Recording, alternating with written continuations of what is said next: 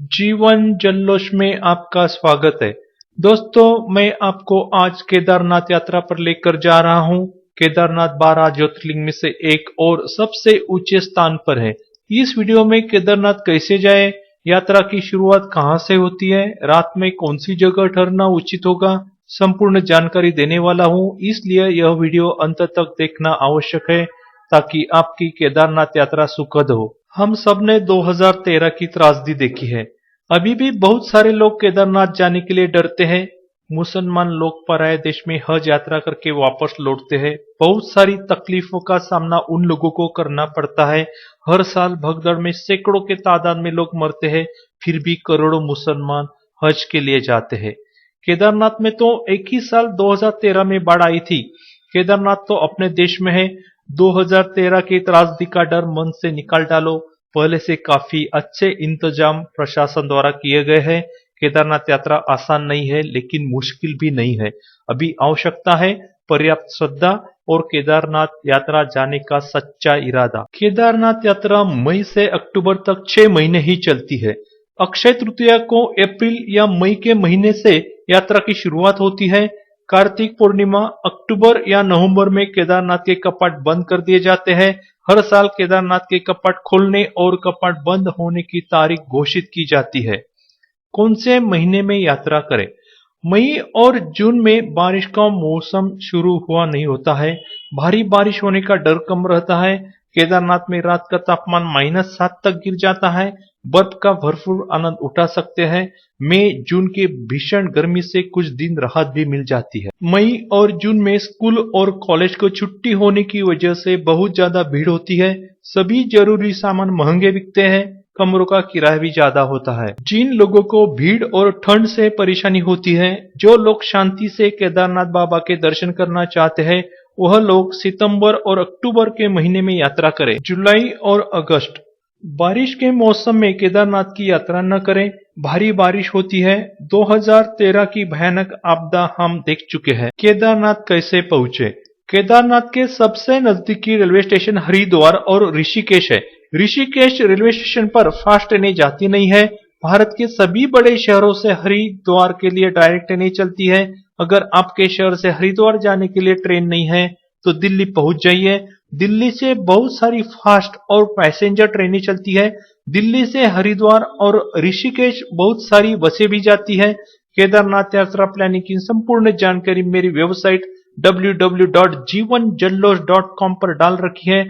Video के नीचे description में वेबसाइट की लिंक दी रखी है, आप जाकर देख लें। केदारनाथ यात्रा के लिए किन चीजों को साथ लेना आवश्यक है? ठंड से बचने के लिए स्वेटर, मंकी कैप, रेनकोट, जूते, starch, chocolate, dry fruit, sir दर्द और पेन किलर की दवा, आधार कार्ड। केदारनाथ में कंबल मिल जाते हैं, साथ लेने की आवश्यकता नहीं है। हम केदारनाथ की यात्रा मई के महीने में करेंगे, क्योंकि मई के महीने में केदारनाथ यात्रा का मजा ही कुछ और होता है। तो चले दोस्तों, आप तैयार हैं केदारनाथ यात्रा के लिए? बाबा केदारनाथ का नाम लेके केदारनाथ यात्रा की शुरुआत करते हैं। हरिद्वार से आगे का सफर किस प्रकार तय करना है, पहले जान लेते हैं। हरिद्वार से बस द्वारा सोनप्रयाग पहुंचना है। हरिद्वार से सोनप्रयाग की दूरी 252 किलोमीटर है। बीच में कौन कौन से स्थल पड़ते हैं आपके सामने है। हरिद्वार से सोनप्रयाग का सफर बस से करना होगा। सोनप्रयाग से गौरीकुंड 5 किलोमीटर की दूरी पर स्थित है। गौरीकुंड आखिरी स्टॉप है। गौरीकुंड से आगे बस नहीं जाती। गौरीकुंड से केदारनाथ 16 किलोमीटर की दूरी पर स्थित है।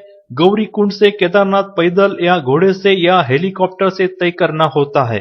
अगर आप हरिद्वार 12 बजे के बाद पहुंच जाते हो तो तुरंत आगे सोनप्रयाग जाना संभव नहीं है। हरिद्वार से सोनप्रयाग का पूरा रास्ता घाटों और पहाड़ों से गुजर कर जाता है। लैंडस्लाइडिंग की वजह से कभी भी बंद हो सकता है। बीच बीच में रास्ते में जाम भी लगता रहता है। 8 घंटे से ज्यादा समय लगता ही है। हरिद्वार में एक रात रुकना आवश्यक बनता ही है। हरिद्वार रेलवे स्टेशन पर उतरते ही सबसे पहले कल का सोनप्रयाग जाने का बस का एडवांस में टिकट बुक करा ले। हरिद्वार रेलवे स्टेशन के सामने ही GMOU का ऑफिस है। यहां से सुबह 6 बजे के सोनप्रयाग जाने वाली बस का टिकट बुक करा ले। हरिद्वार में रात रुकने के लिए बहुत सारे होटल, आश्रम, धर्मशाला है। हरिद्वार में आप कौन से जगह को भेंट दे सकते हैं, जानने के लिए मेरी वेबसाइट पर जाकर देखें। हरिद्वार घूमकर रात होटल रूम में आराम से सो जाएं। सुबह हरिद्वार से सोनप्रयाग जाने वाली बस पकड़कर सोनप्रयाग पहुंच जाएं। अगर रास्ता क्लियर रहा तो 4-5 बजे तक आप सोनप्रयाग पहुंच जाओगे। सोनप्रयाग से आगे गौरीकुंड के लिए निजी वाहनों को आगे जाने नहीं दिया जाता है। सोनप्रयाग में वाहनों को पार्किंग करना पड़ता है। सोनप्रयाग में सबसे पहले इस ऑफिस में जाकर आधार कार्ड दिखाकर बायोमेट्रिक कार्ड निकालना होगा। बायोमेट्रिक कार्ड यात्रा के लिए अनिवार्य है। इसी जगह हेल्थ चेकअप भी करना अनिवार्य है। सोनप्रयाग से गौरीकुंड 5 किलोमीटर पड़ता है। गौरीकुंड जाने के लिए इस रास्ते से 1-1.5 किलोमीटर पैदल चलकर इस ब्रिज तक जाना होगा। हम मई के महीने में यात्रा कर रहे हैं तो हर जगह हमें भीड़ का सामना करना पड़ेगा। यहाँ लाइन में लगना पड़ेगा। इस ब्रिज को क्रॉस करके उस पार जाना होगा। उस पार से शेयरिंग जीप से गौरीकुंड जाना है। जीप से गौरीकुंड जाने का 20 रुपए किराया लिया जाता है। बहुत सारे लोग सोनप्रयाग से ही घोड़े पर केदारनाथ की यात्रा पर निकलते हैं। गौरीकुंड पहुंचते पहुंचते शाम हो जाएगी। रात गौरीकुंड में गुजारनी पड़ेगी। गौरीकुंड पहुंचते ही सबसे पहले कमरे का इंतजाम करना होगा। गौरीकुंड में GMVN के सरकारी लॉज बने हैं। प्राइवेट लॉज और होटल भी बने हैं। GMVN के लॉज में एडवांस में कमरा www.gmvn.in पर जाकर ऑनलाइन भी बुक कर सकते हैं। कमरे में जाकर रात में आराम से सो जाइए। सुबह जल्दी उठकर केदारनाथ जाने के लिए तैयार हो जाइए। केदारनाथ जाते समय कम से कम जरूरी सामान साथ ले। बाकी सभी गौरीकुंड में होटल के क्लॉक रूम में रख दें। बायोमेट्रिक कार्ड लेना न भूलें। गौरीकुंड से केदारनाथ की दूरी 16 किलोमीटर है। गौरीकुंड से 4 किलोमीटर जंगल चट्टी है। जंगल चट्टी से 3 किलोमीटर भीमबली है। भीमबली से 4 किलोमीटर लीनचौली है। लीनचौली से 4 किलोमीटर केदारनाथ बेस कैंप है। बेस कैंप से केदारनाथ मंदिर 1 किलोमीटर की दूरी पर स्थित है। मैंने जिन जगह का नाम लिया सभी जगह पर GMVN के सरकारी टेंट बने हैं। टेंट में रात को रुक सकते हैं। मेडिकल की सुविधा भी है। जगह जगह खाने पीने की पर्याप्त व्यवस्था है। केदारनाथ समुद्री लेवल से 11,700 फीट की ऊंचाई पर स्थित है। बाबा केदारनाथ का नाम लेके ट्रैक पर चलना शुरू करते हैं।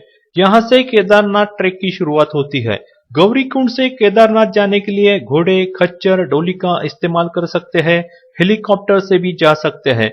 हम पैदल ही केदारनाथ जाएंगे। बोलो केदारनाथ बाबा की जय। 2013 के बाद में पुराना रास्ता बहुत सारी जगह नष्ट हो गया था, इसलिए नए रास्ते का निर्माण किया गया है। बड़े बड़े पहाड़, हरियाली हमारे स्वागत के लिए खड़े हैं। यहाँ पर कई स्थानों पर ऊंचाई से गिरते झरने दिखाई देंगे। इन झरनों के नीचे रुकना खतरनाक हो सकता है। ऊपर से कभी भी पत्थर गिर सकते हैं। धीरे धीरे भोले का नाम लेकर चलते रहे।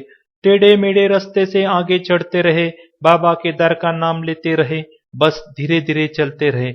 अपने साथ मंदाकिनी नदी शोर मचाती हल पर आकर्षित करती दिखती रहेगी, जिसका स्वच्छ धवल रूप और चंचल गति आपको थकान महसूस होने नहीं देगी। 1-2 जगह इस तरह के ब्रिज से गुजर कर जाना होगा। ब्रिज के ऊपर से नीचे देखने पर नदी का खूबसूरत दृश्य दिखता है। दोस्तों, एक एक करके चढ़ाई हम चढ़ते जाएंगे। कई जगह सांस फूलने वाली चढ़ाई आती रहेगी। ठंड में भी पसीना छूट जाता है। दोस्तों, हिम्मत मत हारो, बस चलते रहो। रास्ते में बहुत जगह बीच बीच में सीमेंट की सीढ़ियां बनाई गई है, जिससे घोड़े और खच्चर को चढ़ने में काफी समस्या होती है। यहाँ के प्रशासन को रास्ता बनाने से पहले वैष्णो देवी का रास्ता देखकर आना चाहिए था। घोड़ों और खच्चरों से चलते वक्त सावधान रहे। जैसे ही आपको लगता है पीछे से कोई घोड़ा या खच्चर आ रहा है, तो तुरंत उनके रास्ते से हट जाइए, वरना घोड़ा खच्चर आपके ऊपर चढ़ा समझो। बहुत सारे यात्री घोड़ों खच्चर की वजह से घायल होते हैं। घोड़ों खच्चर की सवारी करना भी खतरनाक है। घोड़ों वालों को यात्रियों की कोई परवाह नहीं होती। घोड़े खच्चर से गिरकर भी बहुत सारे यात्री घायल होते हैं। बीच बीच में विश्राम स्थल बने हैं। जगह जगह पर चाय पाने की व्यवस्था भी की गई है। नंगे पांव चलते बुजुर्ग और एक महिला चल रही है। केदारनाथ आने के लिए सच्ची श्रद्धा होनी चाहिए। और हम सोचते हैं कौन सा जूता, कौन सा रेनकोट, कौन से ब्रांड का स्वेटर साथ लेकर जाना अच्छा रहेगा। घोड़े पर बैठकर जाऊं या हेलीकॉप्टर से। मौसम यहाँ अप्रत्याशित है। एक पल में धूप आएगी और कुछ क्षण में बादल बरसने लगेंगे। दोस्तों, हम मंजिल के करीब है। अभी हम बर्फ के पर्वत के रास्ते पर आ गए हैं। क्या नजारा है। कहीं हम स्वर्ग में तो पहुंच नहीं गए। इस सुंदर बर्फ के पर्वत देखकर हमारी थकान दूर हो जाएगी, तरोताजा महसूस करने लगेंगे। हे भोलेनाथ, हमें बुलाने का शुक्रिया। हम अभी केदारनाथ पहुंच चुके हैं। सामने ही हेलीपैड दिख रहा है। हेलीपैड से थोड़ा आगे और जाना होगा। हम अभी केदारनाथ बेस कैंप पहुंच चुके हैं। यात्री रजिस्ट्रेशन काउंटर दिख रहा है। हमने पहले ही बायोमेट्रिक कार्ड निकाल लिया है।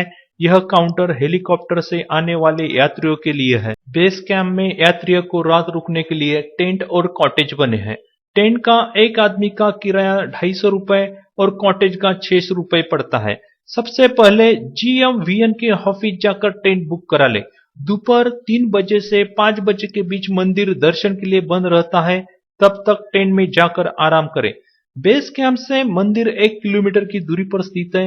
इस ब्रिज को क्रॉस करके मंदिर की तरफ जाना है। नीचे से मंदाकिनी नदी बहती है। कभी कभी इतनी भीड़ होती है कि दर्शन लाइन इस ब्रिज तक आ जाती है। मंदिर नजर आ रहा है। रास्ते के दोनों तरफ प्रसाद की दुकानें लगी हैं। हमारा नसीब अच्छा है, दर्शन लाइन ज्यादा लंबी नहीं है। चलो दर्शन लाइन में खड़े हो जाते हैं। बाबा केदार को मन में पुकारते रहे। 1 से 1.5 घंटा दर्शन के लिए लगता ही है। मंदिर के बाहर घंटा लगा दिख रहा है। घंटा बजाकर आगे चलते हैं। नंदी महाराज को स्पर्श करके आगे बढ़ते हैं। मंदिर के प्रवेश द्वार तक हम पहुंच चुके हैं। जिस घड़ी का हम बेसब्री से इंतजार कर रहे थे वह आ गई है। मंदिर के भीतर मोबाइल कैमरा अलाउ नहीं है। मंदिर के भीतर पांडव की मूर्तियां और गर्भगृह में स्वयंभू बाबा केदार विराजमान है। अभी आप बाबा केदार के सामने खड़े हैं। हे देवों के देव महादेव, उग्र, स्थाणु, शिव, रुद्र, शर्व, ईशान, गिरीश, संपूर्ण जगत को निर्माण करने वाले परमेश्वर, महान गुणों के अधिपति, सर्वव्यापी, उपासकों का दुख दूर करने वाले रुद्र, सहंकारी हर, विश्वरूप, महाकाल, बाबा केदार तेरे द्वार पर खड़े भक्तों का उद्धार कर दे। जय बाबा केदार। बाबा केदार को मन में बसाकर मंदिर के बाहर आ जाइए। अभी हम मंदिर की परिक्रमा करते हैं। मंदिर के चारों ओर बर्फ से ढके पर्वत दिख रहे हैं। सामने जो पहाड़ी दिख रही है, 2013 में बाढ़ का पानी मलबे के साथ यहीं से आया था और भयानक तबाही मचाकर गया था। सामने ही दिव्य शिला दिख रही है। 2013 की त्रासदी के समय ये शिला ऊपर से मलबे के साथ बहकर आई थी और मंदिर के ठीक पीछे आकर लग गई थी। इस शिला की वजह से मंदिर को कोई क्षति नहीं पहुंची। लोग इसे दिव्य शिला या हनुमान शिला भी कहते हैं। मंदिर के ठीक पीछे अमृत कुंड बना है। नजदीक से भीतर झांकने पर अंदर पानी नजर आता है। मंदिर के शिखर का दर्शन करते हैं। चारों ओर नजरें घुमाकर देखो, स्वर्ग की अनुभूति होगी। बाबा केदार को नमन करके हम बेस कैंप की ओर चलते हैं। GMVN के अन्नपूर्णा रेस्टोरेंट में बहुत ही कम दाम में स्वादिष्ट भोजन मिलता है। भोजन करके आराम से टेंट में जाकर सो जाइए। रात को तापमान -5 तक चला जाता है। ठंड की वजह से नींद भी नहीं आएगी। सुबह जल्दी उठकर चाहे तो एक बार फिर बाबा केदारनाथ के दर्शन कर सकते हैं। अगर आप में स्टेमिना बचा है तो पहाड़ी के ऊपर 1 किलोमीटर की चढ़ाई करके भैरव बाबा का दर्शन कर सकते हैं। ऊपर से केदारनाथ का दृश्य इस प्रकार दिखता है। केदारनाथ के पवित्र भूमि को नमन करके गौरी कुंड की ओर प्रस्थान करते हैं। गौरी कुंड पहुंचते पहुंचते शाम हो जाती है। गौरी कुंड में रात में रुकना ही पड़ेगा। दोस्तों, यहाँ हमारी केदारनाथ यात्रा की समाप्ति होती है। केदारनाथ यात्रा तभी सफल मानी जाती है केदारनाथ के बाद आप बद्रीनाथ के दर्शन करेंगे। तो अगले वीडियो में हम गौरी कुंड से बद्रीनाथ की यात्रा करेंगे। अगर आपको यह वीडियो अच्छा लगा तो लाइक अवश्य करें, कमेंट जरूर करें। अभी तक आपने सब्सक्राइब नहीं किया तो अवश्य सब्सक्राइब करें।